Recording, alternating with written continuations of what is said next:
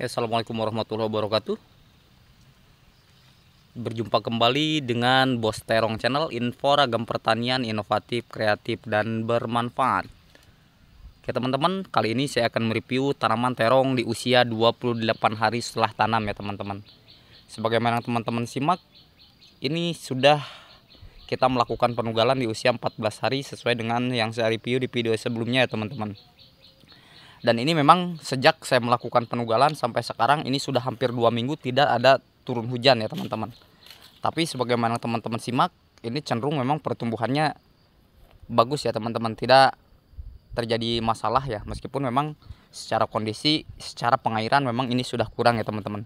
Dan memang pada kesempatan hari ini saya akan mencoba mereview dan mencoba menjelaskan tentang bagaimana kondisi tanaman ketika memang kondisinya kekurangan air ya teman-teman.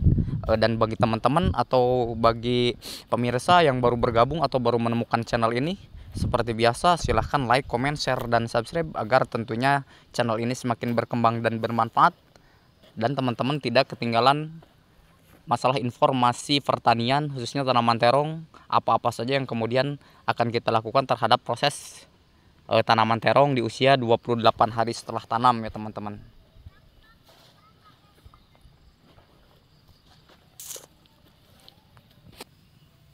Sedikit informasi ya teman-teman, bagi teman-teman yang baru bergabung atau baru menemukan channel ini pun, ini adalah terong Mustang ya, terong Mustang dari benih turunan ya teman-teman, dengan jumlah ini adalah 3000 batang tanam ya teman-teman, 3000 batang tanam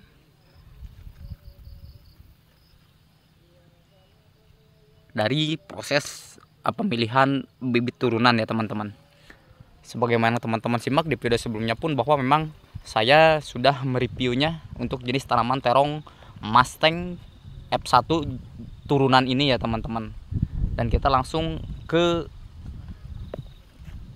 tanaman yang sebelah atas ya teman-teman, karena memang di sini jumlahnya 1500 batang tanam, dan yang untuk yang atas ini kita ke atas ya teman-teman.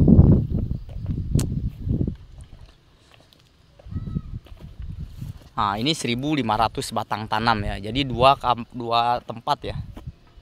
Yang ini 1500, yang ini 1500 ya. Dengan proses penanaman di hari yang sama ya teman-teman. Memang cenderung meskipun di hari yang sama, tapi secara pertumbuhan sudah teman-teman simak atau sebagaimana teman-teman simak cenderung seragam ya teman-teman. Memang terlepas daripada mungkin ada yang ketinggalan pertumbuhannya atau yang cenderung lebih subur, itu karena memang berarti unsur hara yang terkandung di dalam tanah tersebut memang berbeda-beda ya teman-teman. Dan sebagaimana yang telah saya jelaskan pada video sebelumnya, meskipun tanaman terong ini cenderung kekurangan air ya teman-teman, tetapi memang salah satu tanaman terong, jenis tanaman terong adalah tanaman yang memang cenderung kuat terhadap meskipun kekurangan air ya teman-teman. Terlebih untuk jenis varietas terong Mustang F1 ya teman-teman, memang meskipun kering, tetapi memang posisinya aman ya teman-teman, tidak terlalu dampak terpengaruh terhadap kekurangan air ya teman-teman.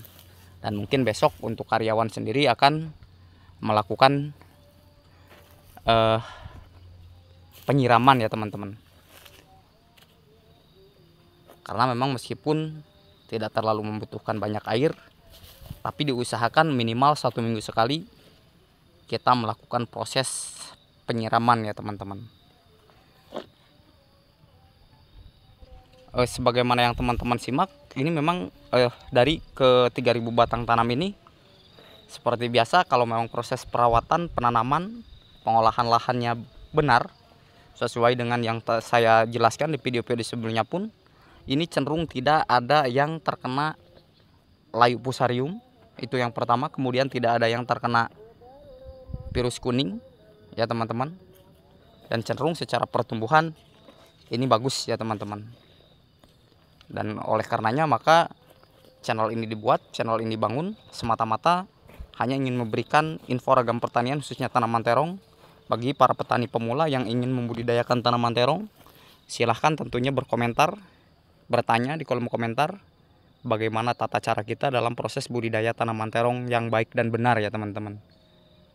Karena memang proses-proses atau tahapan step by step inilah yang kemudian akan menentukan kualitas hasil panen yang akan kita peroleh nantinya ya teman-teman. Salah-salah kalau memang prosesnya atau kualitas daripada proses penanamannya salah, perawatannya salah, maka ini akan terjadi kerugian ya teman-teman.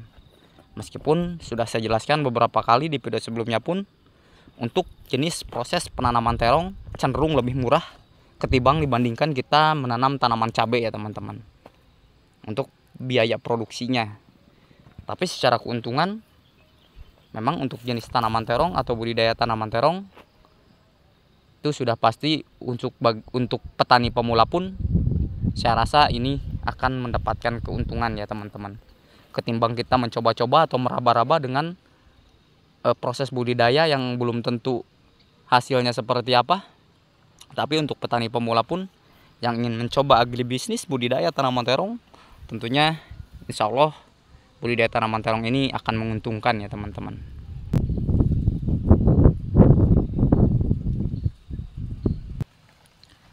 Sebagaimana teman-teman simak, memang ini cenderung sekarang sudah tampak seperti ini ya teman-teman. Ini cenderung sudah tampak mulai masuk ke dalam fase generatif atau fase pembuahan ya teman-teman, di usia 28 hari setelah tanam. Memang sesuai dengan yang saya jelaskan sebelumnya, bahwa ketika memang tanaman kita cara penanamannya benar, itu usia 60 atau 65 hari setelah tanam tentunya kita sudah bisa melakukan panen ya untuk jenis tanaman terong. Lain halnya dengan tanaman cabai, usia 100 hari atau 90 hari barulah kita bisa melakukan panen.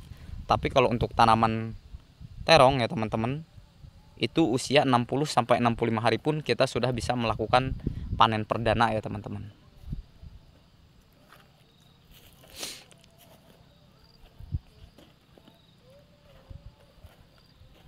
Jadi ini hanya memastikan saja di usia 28 hari setelah tanam, karena banyak yang bertanya di kolom komentar, katanya bang bagaimana cara mengatasi virus kuning. Ini semuanya tampak ya seperti yang teman-teman simak. Ini tidak ada yang mengalami virus kuning ya, itu yang saya tekankan untuk video kali ini ya.